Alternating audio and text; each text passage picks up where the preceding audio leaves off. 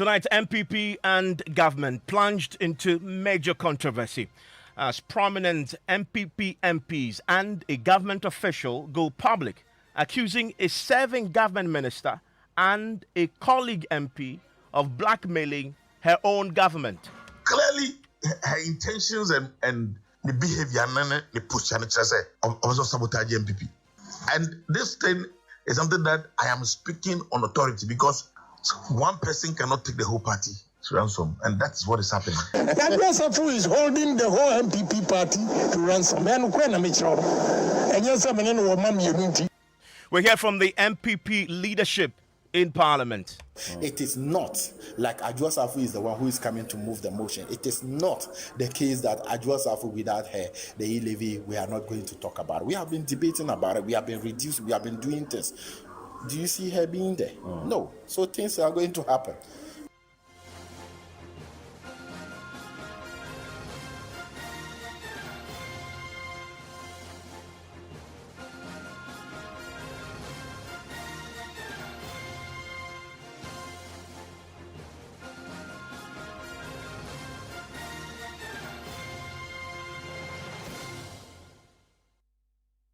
And Top Story is always brought to you by Vodafone and also brought to you by Prime Insurance. The MPP and the government have tonight been plunged into a major controversy.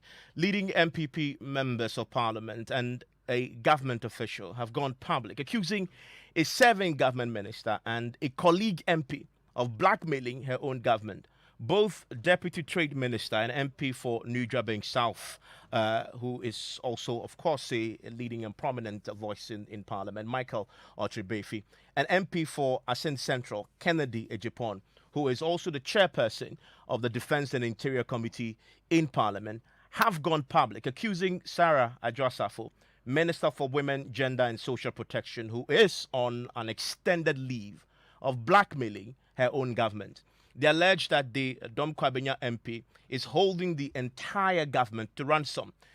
In the last few minutes, the majority leadership, the MPP majority leadership in Parliament, they've been reacting to the public disclosures. We'll tell you shortly what the MPP leadership in Parliament, what they've been saying about this development. But first, listen to the Deputy Trade Minister and MP for New Jabeng South, Michael Otrebefi, speaking on Kumasi-based Hello FM. We are member of Parliament. Party a sponsor one. Now we just party tickets, so a contest elections we're winning. Now say yeah politics. And I said yeah, over so blackmail party no. Over say maybe me PC man yes yeah. And then make us say so boy I say boy yes a pampam. Yeah MP for your Parliament yeah 138. Make Honorable Speaker of Honorable Deputy Speaker of Parliament can wear 138 and your majority caucus. Majority caucus, 137 AMP before. And yeah, before the BR 136 Eco Parliament, back with your shoma. Now, and before Casa, no, there's 7 and I'm chair, and then make a plane in your plane fan. And then Monday, you are Adwoa Safo, you know Parliament.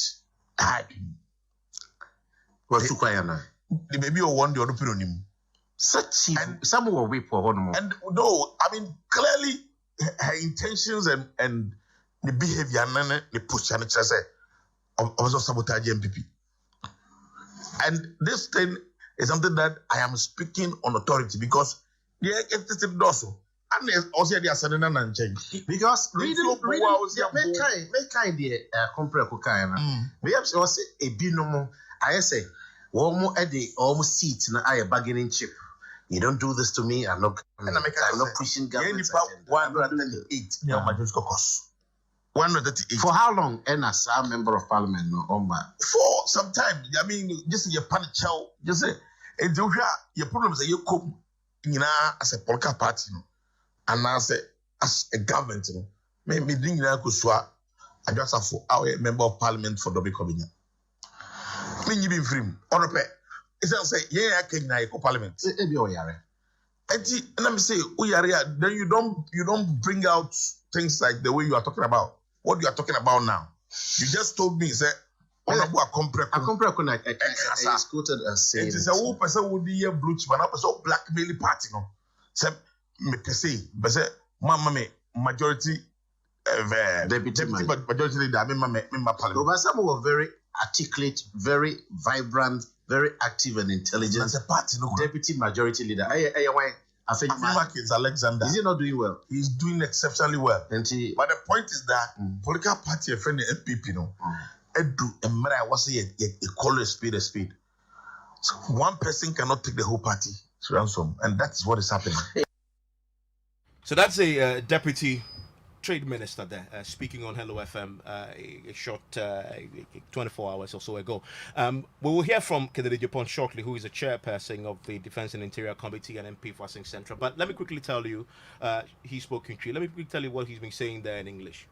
He says, you are a member of parliament who has been sponsored or won election on the ticket of the NPP, and your intention is to blackmail the party.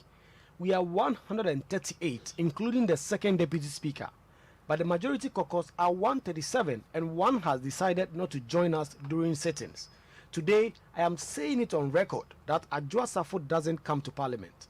She wants to sabotage the party because she has not been given the position of deputy majority leader. Nobody knows her whereabouts. Clearly, her intentions and behavior shows she wants to sabotage the party. We should speak the truth and stop hiding the fact. For some time now, we always have to beg her before showing up in parliament. All the problems you are facing in parliament that has to do with voting and others are as a result of Adwoa Safo's behavior.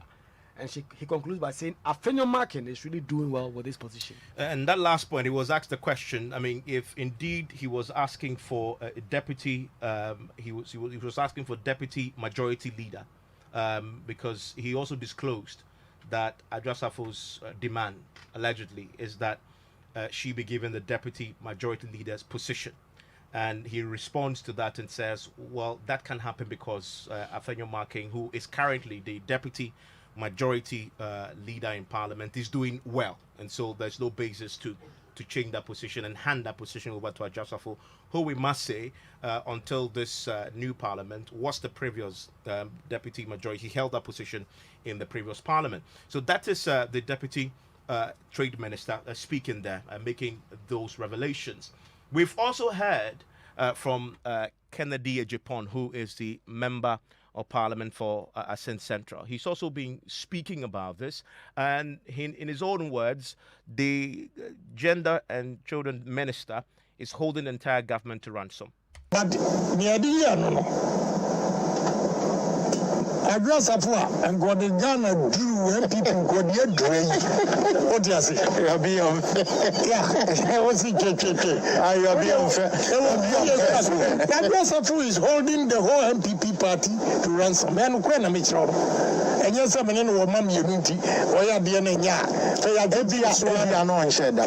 I mean, what is going on in MPP? A time crowd.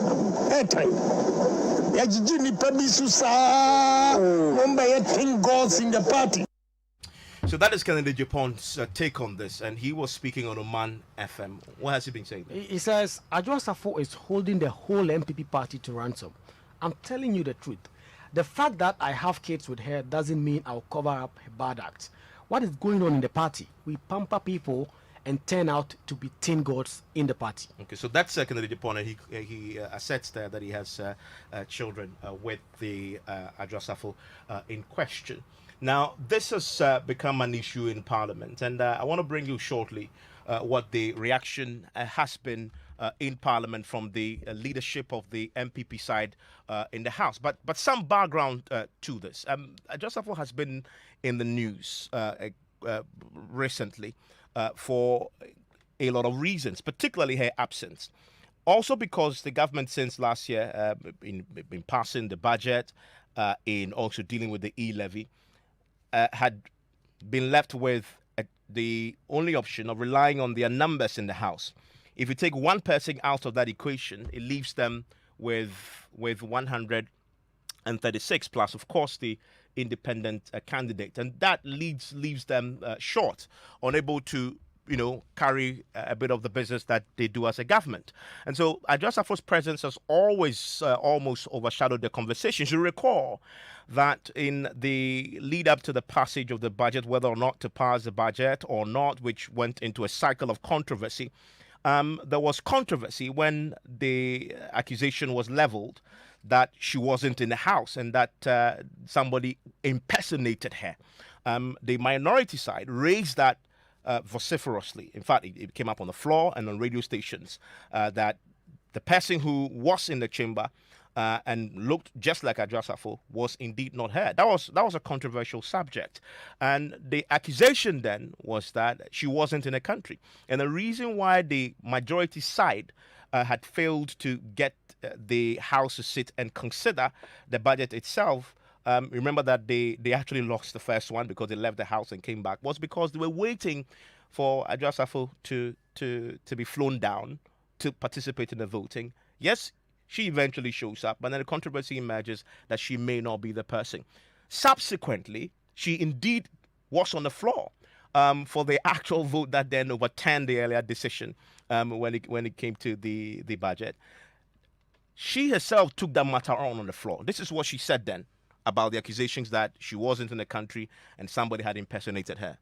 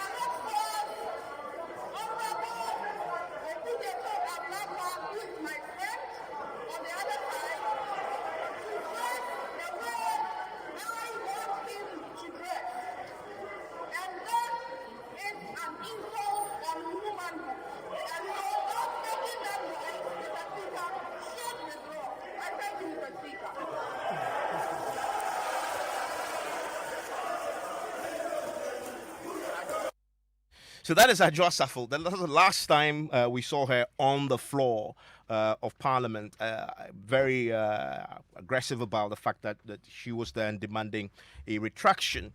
And then, of course, the e-levy conversations also then begin to play out. And again, the conversations were around whether the majority side could bring all the members to the floor to vote. And again, we heard voices, particularly from the NDC side, say the reason why the MPP side had failed to get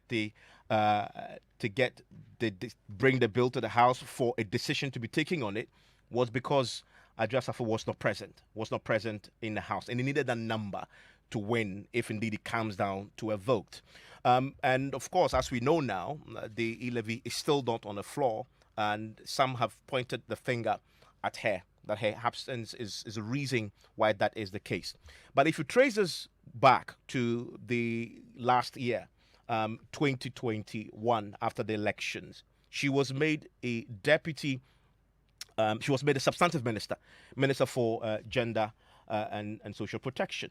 Now, shortly thereafter, the presidency issued a statement announcing that she has been granted an extended leave of absence, which was in the first instance expected to expire on the 31st of August 2021. No reasons were given for that announcement by the presidency. 31st August 2021 came, and there was a second statement, this time dated, in fact, it came and passed. There was a second statement signed by Eugene Ahin, Director of Communications, which also dated 6th of October 2021, and it reads, "The President of the Republic, Nana Addo Dankwa Akufo-Addo, has extended the leave of absence from office of the Minister for Gender, Children and Social Protection, Honorable Sarah Adwoa Safo, MP for Dome-Kwabenya, which was to have ended on the 31st of August 2021. The Minister sought leave of absence for personal reasons." So that's the closest it came to explaining why she was away. In her absence, and until further notice, President Akufo-Addo has directed the Minister for Sanitation and Water Resources, Honorable Cecilia Abena-Dapan, to act as caretaker minister for the Ministry of Gender, Children and Social Protection. This was 6th October. I haven't seen since October 2021 an updated communication to the public on whether she's back from extended leave for personal reasons. And then these public disclosures emerged from very prominent MPs on the MPP side, and of course, a deputy trade minister. So in Parliament today, we're now hearing from the majority leadership. I want you to listen to the deputy majority whip, Habib Idris. He was emphatic that with or without Adwoa Safo, they will do business.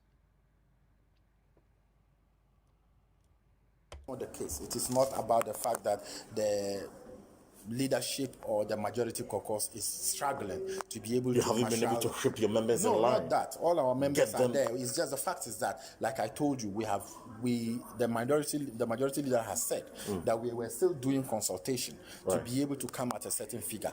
Consultation doesn't limit us just engaging our colleagues in the minority side. That is not what consultation means. It is a broader picture. That is why the finance minister and the information minister is doing town hall meeting. You see members of parliament and me also engaging. But your colleagues are saying that Madame Adwoa Safo is not in the country. She is the reason why the e-levy hasn't been approved. And the leadership is failing to tell him to her face that she should come and then do the e-levy. I don't know why people want to zero down Honorable Adwoa Safo to say that, oh, she's not there, that's why the e-levy is not. The e-levy, as it started, you have been in this house and you have seen the way we have handled it. We are engaging. She was there when the budget was passed. She was there when the appropriation was passed. The e-levy, which was just a component that's supposed to come in the form of a bill. Even the day we were having the issue of whether it should come under the certificate of agency or not, she was there. So e-levy hasn't been presented in the house and you haven't seen her. So to sit down and make that rhetoric or try to make that justification that is the case, it's not the case. Adwoa is not the case for the delay. The e-levy, when government is ready to take it, government will take it. And will you have her to partake in the voting? It is not cast on stone that if not the presence of Honorable Adwoa Safo, the e-levy cannot be passed. We have been able to pass a lot of things in this house without having the whole house, where even the election of the speaker, who is an NDC member, was elected, but NDC didn't have the number that he had for the election. So when we with or without Adwoa's presence, you will approve the e-levy. yes, That's the what you're e-levy, saying. yeah, the e-levy will definitely be approved because it is something that is very necessary. With or without her presence. Yes, it is something that is very necessary. You are aware. When is Adwoa Safo returning to Parliament? Because she hasn't been in Parliament That is this not for the meeting. public to know. She is an elected member of Parliament for the people of Dome Kovenya. When she is in the house, she is in the house. And when you want to see her, you know where to see her. But You don't know when she is returning to Ghana? I am not going to answer that question because it is not necessary for me to answer, because it is not like Adwoa Safo is the one who is coming to move the motion. It is not the case that Adwoa Safo, without her, the e-levy, we are not going to talk about it. We have been debating about it. We have been reduced. We have been doing things. Do you see her being there? No. So things are going to happen. What are you saying to your colleagues? And this is my final question. What are you saying to your colleagues who are agitated that Adwoa Safo is the reason government hasn't been able to pass the e-levy? What are you saying to them? Because some are on record to have said that the only reason why the e-levy has dragged is because of Adwoa Safo's absence. You mean my colleagues from the NDC? From the MPP? I haven't heard any member from the MPP saying so I cannot actually speak to that. Befi is on record to have said that. I haven't heard him saying that.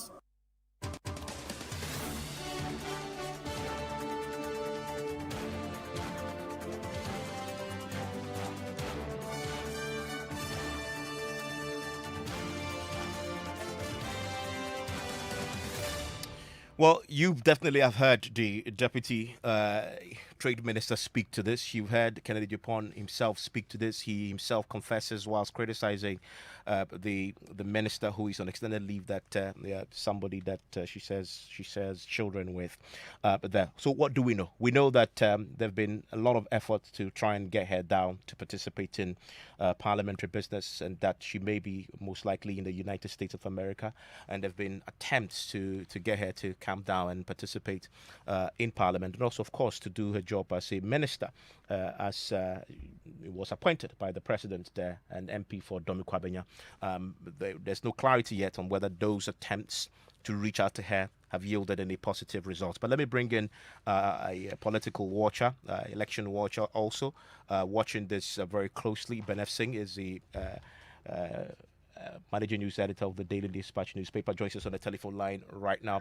Mr. F. Singh, you've been in this game for so long. You've watched things unfold. You've watched a bit of scandal and controversy. Have you seen anything like this? Evans, good evening to our listeners. I think that no.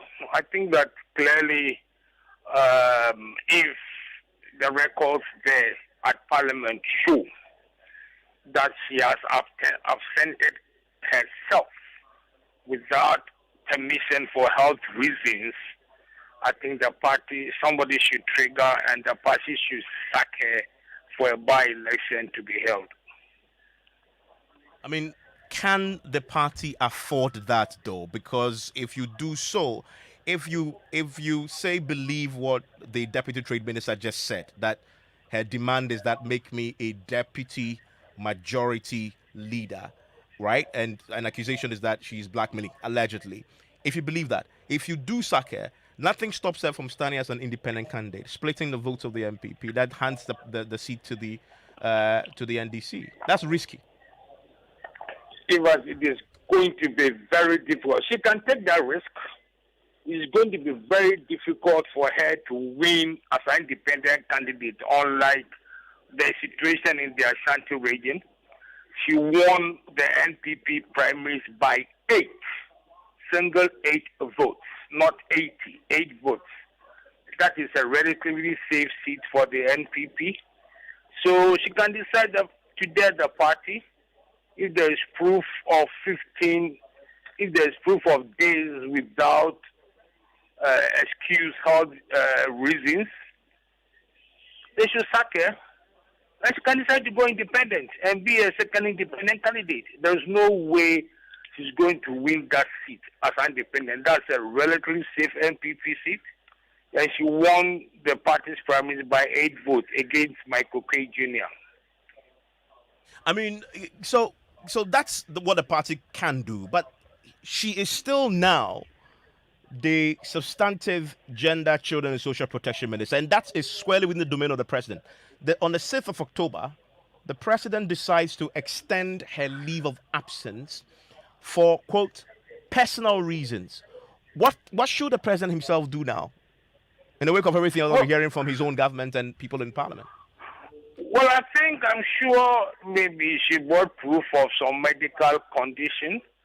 But I think that she has crossed the line of political decency and comradeship. I think the president should sack her.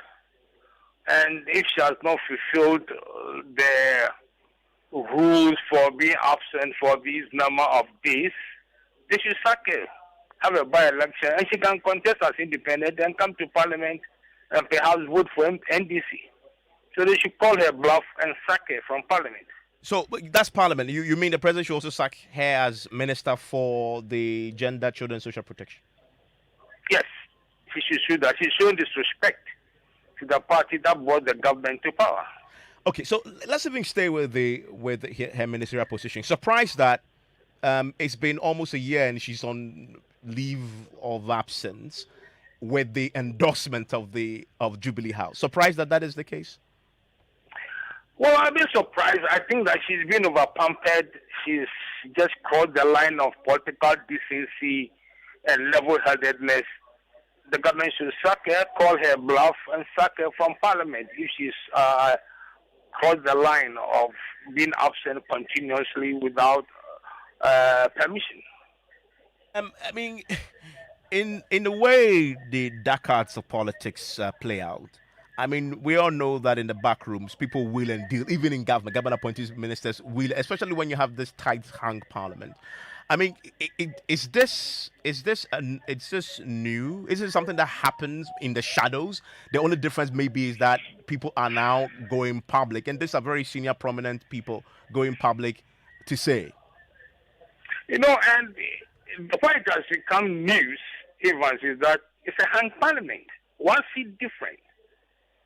You know, so if the speaker is not in, virtually the work of government comes to a standstill, you know, because the deputy speaker, there's a problem whether he should vote or not. But if even the speaker sits and there is a vote, it will be 137, even the independent voting 137.